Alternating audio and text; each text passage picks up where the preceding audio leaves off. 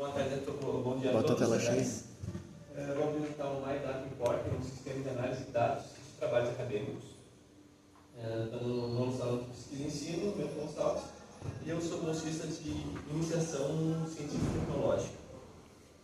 Falando um pouco dos integrantes desse projeto, tem eu como bolsista, o Márcio Biculim como nosso orientador, o Eliseu e a Regina como dois colaboradores, um da URGS e outro do DELAR, que é a Universidade do Uruguai. Então esse é um projeto internacional. E curiosamente esse projeto também vai envolver um chatbot para análise dos dados, como eu vou explicar mais para frente.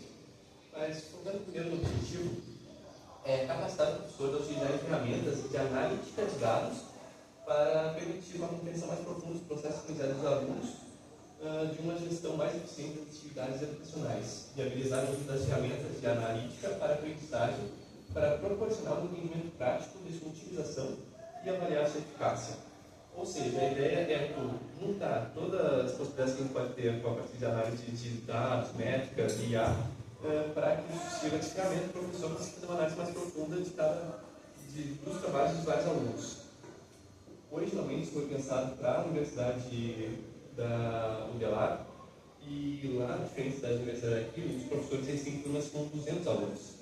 Então, no contexto deles, uma ferramenta como essa acaba sendo ainda mais proveitosa.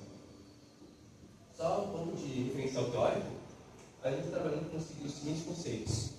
O conceito de dado, que seria um valor, uma informação, um valor bruto. O conceito de informação, que é quando dá uma função a esse valor, que pega o valor, mas coloca ele no contexto, ou seja, esse valor ele tem um significado.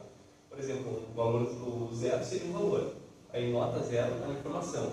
E o conhecimento ele se dá a partir da ligação que faz entre essas informações, conseguindo fazer, às vezes, funções lógicas, coisas assim, para chegar em um raciocínio lógico, em deduções a partir deles. Indo então para a parte do MDI em si, o nosso software de importação de dados, a gente está utilizando, vamos antes de chegar no MDI mesmo, falar um pouco sobre o que é análise de dados.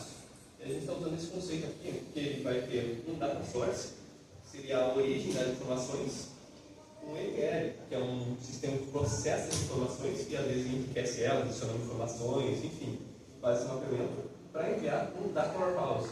Seria um repositório de informações onde vai ser feitas consultas para tirar o conhecimento dessas bases. Onde tem consultas analíticas que vão te dar algumas informações que você vai conseguir, um conhecimento para poder propor ações. Isso, claro, pode ser usado em qualquer segmento de negócio, pode ser usado. Pode não, e ele é usado em qualquer empresa para tirar métricas e coisas para melhorar, independente do negócio ou do objetivo que você tem.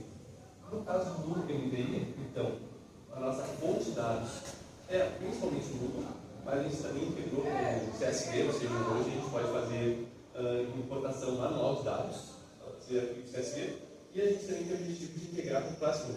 Já tem alguns códigos preparados para isso, mas não foi finalizado esse ano. O ETL, então, o enriquecimento de dados, ele é feito pelo MDI, e a gente utiliza o tal Cometrics, que são as métricas textuais envolvidas em trabalhos acadêmicos, e a gente está utilizando, na verdade, o Milk Metrics, que é a versão desse Cometrics para o português, para a linguagem portuguesa. O que ele faz é fazer cálculos de modelos de análise textuais para, a partir de cálculos, por exemplo, o número de artigos vezes o número de proposições dividido pelo número de verbos, ele chega num valor, e esses valores, várias métricas que têm esses valores assim, conseguem medir ou ter uma ideia da complexidade desse texto. Então, são métricas que conseguem transformar o texto em números e a gente consegue medir por números mediante a complexidade desse texto. E para uma inteligência artificial e para futuramente também dashboards interativos, isso é muito útil. E por fim, o Warehouse, que é onde vai ter o conhecimento, como eu comentei, é o chatbot, e o Metabase, que é o nosso sistema que faz a análise gráfica. Falando um pouco da metodologia, a gente está utilizando o desenvolvimento ágil. Ele consiste em, ao invés de vai fazer um cálculo, começar a fazer cada parte desse cálculo, já para o produto final, começa a cada etapa entregando um produto que ele já tem uma função, ele já é usado por si só, e aí vai evoluindo e sabe o tempo. Isso daqui é importante notar, porque o nosso projeto ele começou em 2022. Então ele foi em 2022, 2023, 2024, vai continuar provavelmente ano que vem ou depois.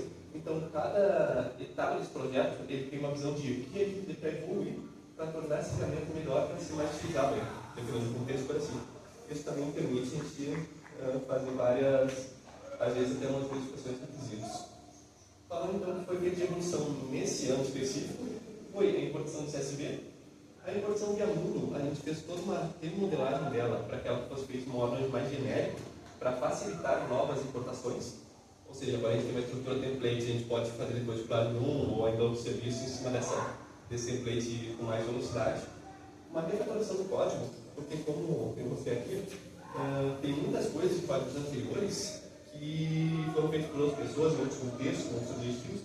Então, essa parte de refatoração e essa parte de documentação, essa parte são muito importantes, porque o próximo bolsista que vai pegar no próximo ano, ou nos próximos, eles vão ter que ter uma bagagem de cultural de conhecimento de tudo que foi feito nos últimos 3 anos. Em produção de logs também, se o software analisa as métricas pessoais, ele também pode analisar outros logs, por exemplo, o tempo que o aluno ficou em cada atividade, quais atividades o aluno acessou. O Moodle ele tem esses logs prontos e aí a gente espera no Moodle para aprender para também ter essa base de conhecimento. E por fim, a produção das métricas das tarefas, que é onde a gente coloca cométricas em cada tarefa. Essa atualização está sendo feita hoje manualmente, ou seja, tem que primeiro calcular as métricas e enviar para o sistema para ele cadastrar as métricas. É bem manual e com uma evolução a gente vai fazer isso automático. Só dando um contexto que uma documentação que a gente fez para facilitar o entendimento dos novos bolsistas. Aqui é um modelo de base de dados que aqui os caras ressaltar que a gente está utilizando um modelo de diagramação multidimensional, que é um modelo onde a gente tem uma tabela que seria o centro e todas as outras tabelas têm ligação com essa tabela central. Isso é importante porque isso facilita muito a performance do sistema. Ou seja, apesar de a gente não ter várias tabelas com vários relacionamentos, tem uma tabela que seria para cada envio dos alunos, vai ter uma linha nessa tabela, e aí essa tabela vai ter todas as informações, ou seja, a consulta dela vai ser feita só para uma tabela. Aqui um exemplo de acessando umas métricas. Aqui tem o tamanho da métrica e um gráfico com base nas atividades que foram feitas. Essas atividades foram pegas do Revisão Online, que é um outro projeto que também o Márcio está orientando, e também foi apresentado já em vários cenários, também é um projeto contínuo. E aqui temos então a carinha do MDI, mostrando como é que funciona, por exemplo, a porção de Moodle, que essa é a importação que a gente tem mais automática, porque a gente comunica com a API do Moodle, para então ele automaticamente controla o INC, pega os turmas que tem acesso, e a partir dessas turmas ele vai importar as atividades. Eu seleciono as turmas.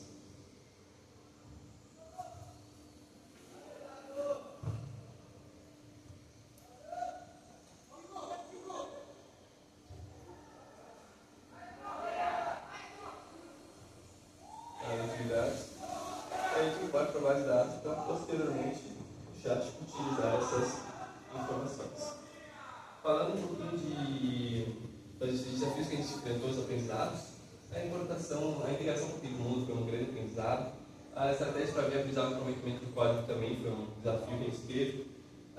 Pessoalmente, não foi uma dificuldade toda, mas para mim, eu quero apenas uma linguagem que eu não tinha pouco conhecimento, então para mim foi um grande aprendizado, um grande desafio mexer com ele. E o ensaio com qualidade das ciências, que isso também ocorreu. Eu, no meu caso, fui afetado diretamente pelas ciências, e no caso do professor, ele ficou me ajudando, as pessoas que precisavam de apoio. Ele ficou ali os 2 meses inteiros ajudando todo mundo que estava lá precisando de ajuda no livro. Então, para os próximos anos, temos que implementar o teste de unidade, a implementação da atualização das métricas de maneira automática, ampliar para utilizar o prazo também, e a melhoria no monitoramento dessas métricas, que é dos gráficos lá, para ter mais funções de gráficos, coisas assim. Obrigado pela participação e eu abro para dúvidas.